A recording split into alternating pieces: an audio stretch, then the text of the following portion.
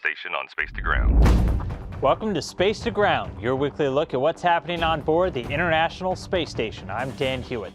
After almost 12 months, Scott Kelly and Mikhail Kornienko are ready to come home. They'll end their year in space on March 1st when the pair are set to land in Kazakhstan. We caught up with Scott, who was pretty excited about his second ride home in a Soyuz.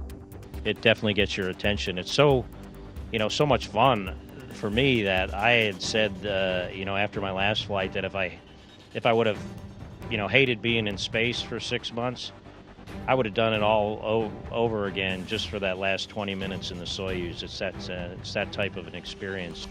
To see our live coverage times, head over to nasa.gov/NTV. And the science won't stop just because Kelly and Kornienko are back on Earth.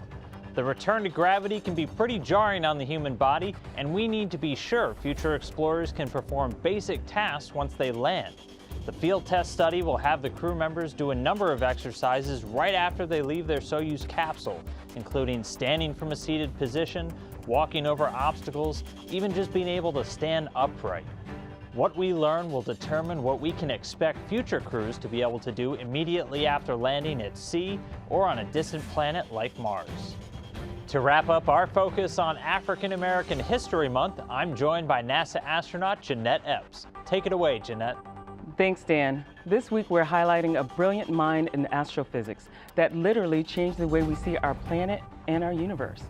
George Crothers developed a new method of taking photographs in the ultraviolet spectrum.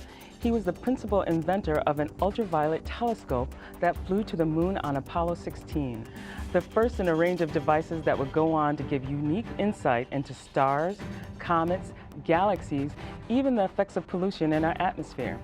Today, the space station continues to advance the field of astrophysics with payloads like the Alpha Magnetic Spectrometer in Calais, measuring cosmic rays and searching for evidence of dark matter.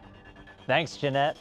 Keep sending us your questions using the hashtag #SpaceToGround. We'll see you next week.